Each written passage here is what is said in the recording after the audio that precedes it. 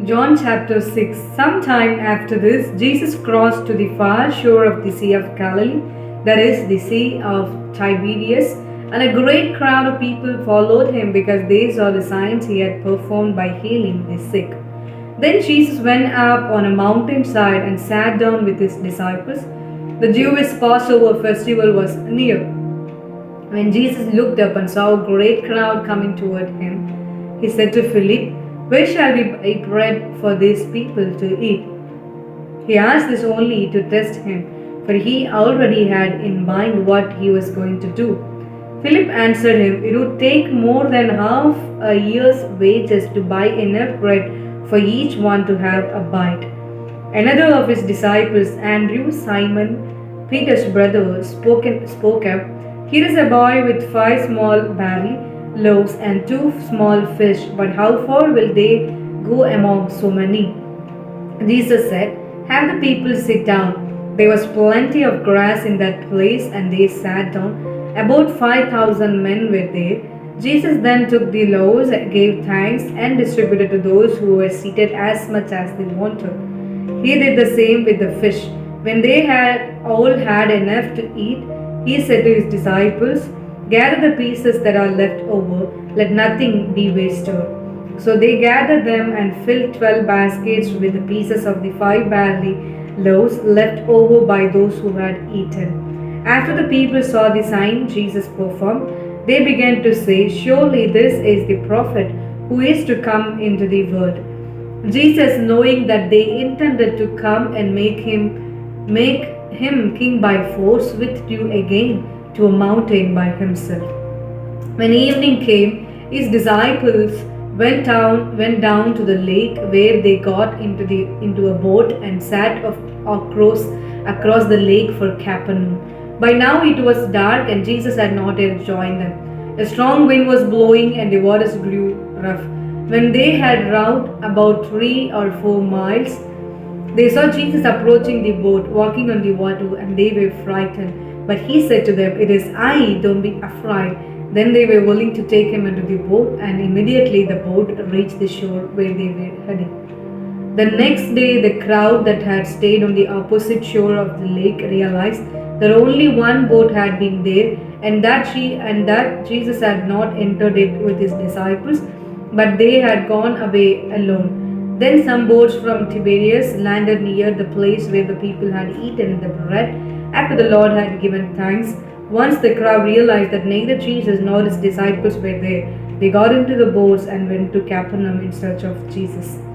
When they found him on the other side of the lake, they asked him, "Rabbi, when did you get here?" Jesus answered, "Very truly I tell you, you are looking for me, not because you saw the signs I performed, but because you ate the loaves and had your fill.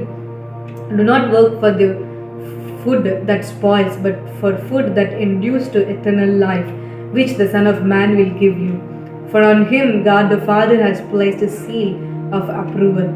Then they asked him, "What must we do to do the works God requires?" Jesus answered, "The work of God is this, to believe in the one he has sent." So they asked him, "What sign then will you give, that we may see it and believe you? What will you do? Our ancestors ate the manna in the wilderness, as it is written, He gave them bread from heaven to eat." Jesus said to them, "Very truly I tell you, it is not Moses who has given you the bread from heaven, but it is my Father who gives you the true bread from heaven. For the bread of God is the bread that comes down from heaven and gives life to the world." "Sir," they said, "always give us this bread." Then Jesus declared, "I am the bread of life. Whoever comes to me will never go hungry, and whoever believes in me will never be thirsty. But as I told you, you have seen me, and still you do not believe. All those the Father gives me will come to me, and whoever comes to me I will never drive away. For I have come down from heaven not to do my will, but to do the will of him who sent me. And this is the will of him who sent me, that I shall lose none of all those he has given me, but rise them up at the last day. For my Father's will is that everyone who looks at the Son and believes in him shall have eternal life, and I will raise them up at the last day. At this, the Jews there began to grumble about him because he said, I am the bread that came down from heaven. They said, Is this not Jesus, the son of Joseph, whose father and mother we know? How can he now say, I came down from heaven? Stop grumbling among yourselves, Jesus answered. No one can come to me unless the Father who sent me draws them, and I will raise them up at the last day. It is written in the prophets, they will all be taught by God. Everyone who has heard the Father and learned from him comes to me. No one has seen the Father except the one who is from God. Only he has seen the Father. Very truly I tell you, the one who believes has eternal life. I am the bread of life. Your ancestors ate the manna in the wilderness, yet they died. But here is the bread that comes down from heaven, which anyone may eat and not die. I am the living bread that came down from heaven. Whoever eats this bread will live forever. This bread is my flesh, which I will give for the life of the world. Then the Jews began to argue sharply among themselves, How can this man give us his flesh to eat? Jesus said to them, Very truly I tell you, unless you eat the flesh of the Son of Man and drink his blood, you have no life in you. Whoever eats my flesh and drinks my blood has eternal life, and I will raise them up at the last day. For my flesh is a real blood, for my flesh is a real food, and my blood is real drink. Whoever eats my flesh and drinks my blood remains in me, and I in them, just as the living Father sent me, and I live because of the Father. So the one who feeds on me will live because of me.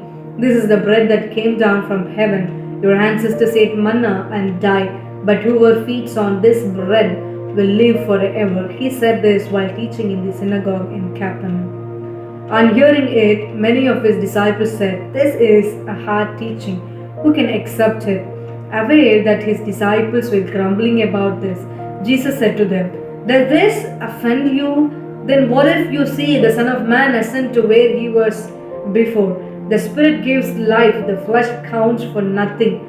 The words I have spoken to you, they are full of the Spirit and life.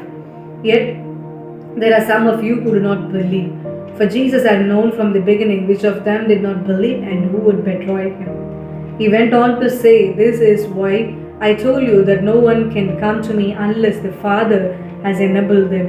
From this time, many of his disciples turned back and no longer followed him. You do not want to leave too, do you? Jesus asked the 12. Simon Peter answered him, Lord, to whom shall we go? You have the words of eternal life. We have come to believe and to know that you are the only Holy One of God.